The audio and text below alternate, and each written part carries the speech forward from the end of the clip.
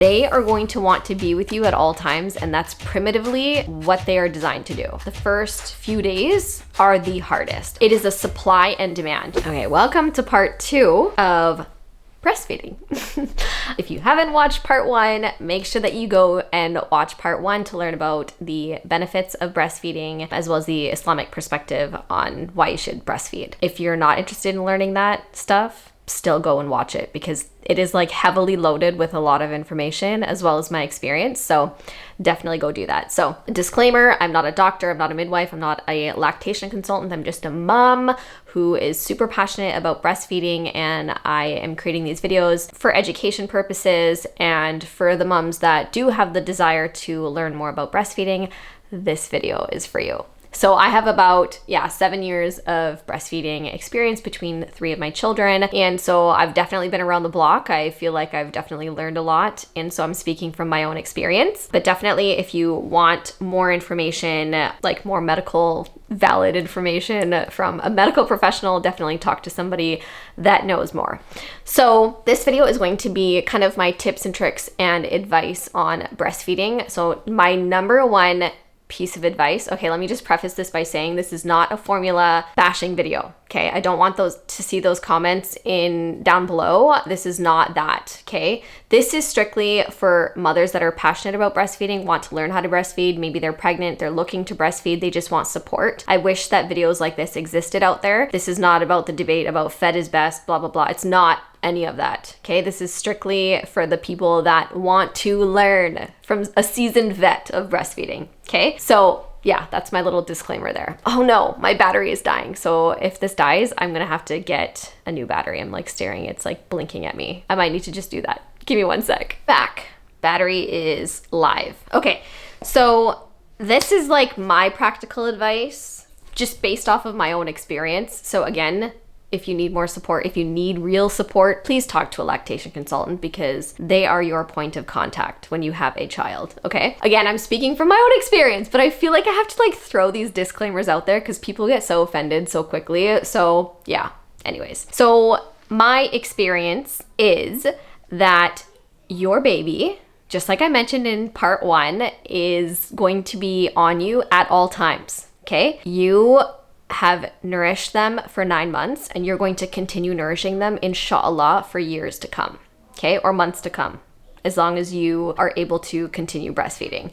They are going to want to be with you at all times, and that's primitively and biologically what they are designed to do, okay? Mother, baby, y'all are just like stuck together, and that is like nature's way of them surviving. Okay, throughout history, that is how it's always been for thousands of years. Humans, you and I would not be here today. I mean, maybe we were here because of formula, but in most recent years, but primitively throughout history. What the heck? Dude, I just breastfed and I needed water and the husband brings me water. Anyways, so water break, okay? Hold on. I love how he like crouched down and like rolled it to me. Anyways, yeah, so for thousands of years, baby humans have survived because of breast milk, okay? So that is a fact. It is beautiful. It is the most incredible, miraculous liquid gold on earth. I truly believe that, okay? And I know you know that too.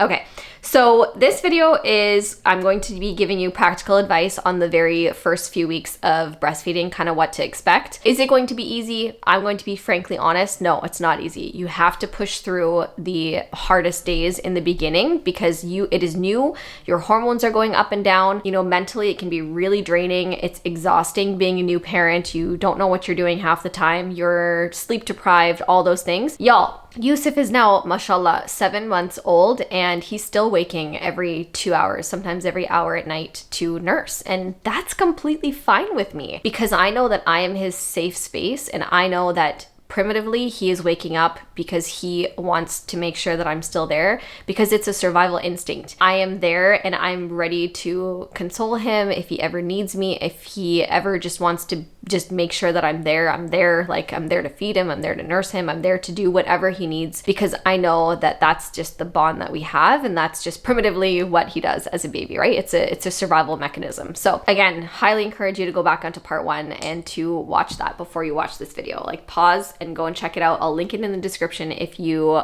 landed on this video first, and go and check it out. Now, breastfeeding in the first few days, like day one, your baby is gonna be on you what's gonna feel like all day long. Okay, all day, all night. They're just gonna wanna just suckle, and you're gonna wonder like, are they even getting anything out of there? Because colostrum for the first few days, it's a very thick, syrupy kind of substance, and that is like liquid gold, you guys. Full of antibodies and has protective elements for their digestive tract, and it's gonna set them up for like their entire future, okay? So I need you to remember that the first few days are the hardest. And the reason for that is, again, you're sleep deprived, you just gave birth, like birth is no easy feat, and your baby's gonna be nursing around the clock. They are doing that to bring your milk in. The people that say that their milk hasn't come in yet, and they go straight to formula feeding, your milk doesn't come in right away. Colostrum is all they need for the first few days, you guys. That is literally all they need. And the reason why they're on there all the time is, number one, they're pacifying. Number two, they are gearing your body up to produce breast milk. Your body will start to produce breast milk when your nipples are stimulated, and that's what your baby is doing. It is a supply and demand. You probably have heard this terminology before. Breast milk is produced based on a supply and demand issue. Okay, if your breasts are constantly full, your body gets the signal that it's not being removed, so the baby probably doesn't need that much and starts to produce less. Hence why a lot of people might experience supply issues when they go back to work, because they're separated from their baby for X amount of time, and your body learns that it doesn't need to produce that much breast milk, so you start to produce less because the baby's not removing it. In the beginning, your baby's constantly on there, right? Suckling, and removing the colostrum. And so your body starts getting the signal like, hey, there is a baby that is in need of milk. And so it kind of gears up into overdrive. And over the next few days, you start to finally get your milk in because your body has learned the supply and demand. Okay, the supply, aka removing the breast milk. I have read so many articles, and like there's a lot of misinformation out there on like, eat these cookies for your supply and eat this, blah, blah, blah, all that. Like, you guys, the number one way to increase your supply is to just put your baby on your breast and just let them drink, okay? And that is how you increase your breast milk. That's just simply it. So you'll notice that, you know, throughout the first few months when they have growth spurts, they'll breastfeed more because they're stimulating more milk, because they need more milk to have that growth spurt, have more food. You know what I mean? So it's a supply and demand thing. So never worry and think that you are deficient because your baby's on constantly. Don't put that thinking in your mind that, oh, I have a supply issue, okay? Number two, don't even buy a pump, okay? I'm just throwing this out there based on experience, because a lot of breastfeeding moms don't respond to pumps. I don't respond to a pump. If I put a pump on, I can't even get a letdown, okay? I can't even get stimulated enough. Your baby is so efficient at getting milk out, you cannot gauge your supply based on what you get from a pump. It's not the same. It's literally not the same thing, okay? What you get in a pump is like this, and what your baby can extract is like this. It's like, just trust me on that. Like, don't buy a pump in those early days, because it's just gonna stress you out. It's gonna give you anxiety when you see that there's not much in there, and you're gonna be like, oh my God, my baby's not getting anything. Let's just go right to formula. So number one piece of advice, just put them on, let them nurse, okay? Close your eyes, rest up, it's fine. Like, that's just how they are going to stimulate more milk to come in. Number two, get yourself some nipple cream, because you're going to have definitely cracked nipples in the beginning, and silverettes. This is an investment. They are silver cups, but they really will save your nipples from being cracked, okay? And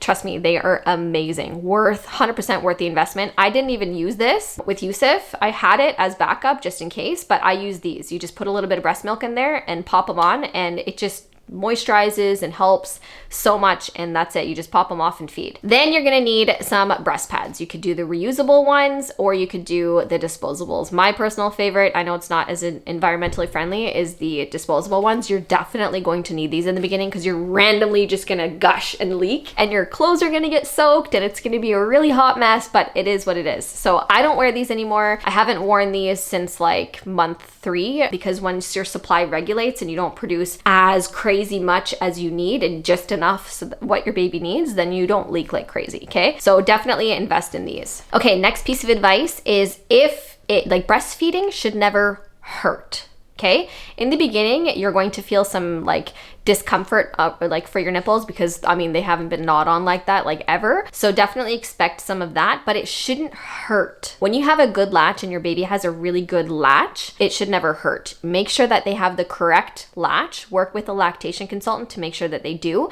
The bottom lip should be like flanged out and the top lip should be just like perfect, like on there. So when they're on there, their lips will be slightly flanged out. That is like the perfect latch. And when they're latched properly, you won't feel any pinching. They can't bite you, none of that. If you are feeling pinching or if they're clicking, making clicking noises, or if like milk is dribbling from their mouth as they're drinking, then there might be a possible tongue tie and or lip tie. Okay, get checked out by a pediatric dentist, and there are ways that you can get that corrected if that is the issue, because in the future it can affect their speech and oral development and things like that. So definitely get that checked out. Again, speak to a medical professional, but it should never hurt. Okay, so over time, obviously your body's going to get used to it. Just respond to your baby anytime that they're crying. Just stick them on. Like, it is soothing to them. You are their original pacifier. Like, literally, it is so amazing just knowing that you can provide that comfort. You can be there for them. You can, like, babies nurse for comfort. They nurse because they're hurt, because they're feeling cold, because they're not feeling good, because they just want to, and for hunger. It's not always because they're hungry. Okay, keep that in mind. A lot of people are like, oh, they just want to nurse like every hour.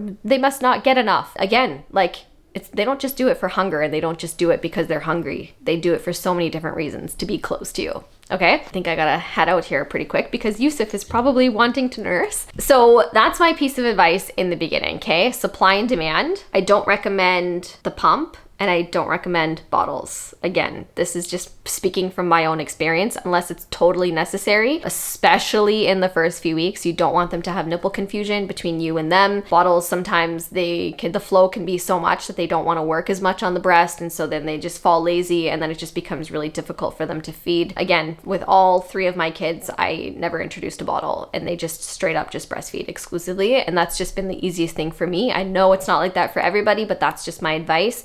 Keeps your supply up, and it just makes it easy for you and them. It's just so much quicker than having to thaw out breast milk or sanitize bottles. It's just a long process when it's just like a simple doop, that's it, they're feeding and you're good to go. Yeah, so that's kind of like my pieces of advice for the beginning. I will say that you should invest in the beginning for a really good nursing pillow. I didn't use one with Yusuf this time around. I feel like I'm just a seasoned vet. It's just easy for me to just have him on nursing, but in the beginning I definitely needed one, so definitely invest in that. I believe there's one that's called Jolly Jumper. That was a really good one. My Breast Friend, I think, also makes a good one. Just check out Toys R Us and just pick a good nursing pillow that's comfortable for you guys. And always make sure you're belly to belly. So when you're feeding them, make sure that their head is not like this and their body is like straight, like this. I will use a teddy, for example. Like, you don't want their head to be like this and their body to be flat. That's just not comfortable. That's not how you eat. Like, imagine drinking your water like this. It's just not cool. Make sure that they are belly to belly, okay? Their belly is facing your belly. That is the most comfortable position. There's a million different positions that you can feed your baby in. There's the football hold, there's the cradle, there's feeding them from behind. Like, there's so many different positions. So again, speak to your lactation consultant about that, but always remember belly to belly is the best thing. Skin to skin is the best thing as well. It produces all those really good feel-good hormones like oxytocin. So having your baby skin to skin with you and just snuggling them in the beginning, in the first few weeks, will help your milk come in a lot quicker and will just help your supply so much. The next biggest thing is eat well. Make sure you're getting enough calories, because you burn like 700 calories a day, which is insane when you breastfeed. Breast milk is made from your blood, not from the contents in your stomach. Always remember that. So don't worry about food sensitivities and, oh, I ate this, so my baby must be fussy, blah, blah, blah. Like, that's actually a huge like misconception that's out there. Hydrate. That's the number one thing. Every time you feed your baby, drink a glass of water. My favorite is coconut water, because I do feel like it really hydrates me more. So I drink coconut water throughout the night and just hydrate. Every time they feed, then you got to make sure that you're fed too. Get your husband to get you like a nice like snack bar where you can just have like food next to you when you're feeding your baby. And your only job in the first few weeks is just to learn that breastfeeding relationship with your baby. So that's part 2. I will be doing a Q&A in the next few weeks, answering your guys' questions about breastfeeding. If you have any specific questions, drop them below, and I hope you guys enjoyed this video.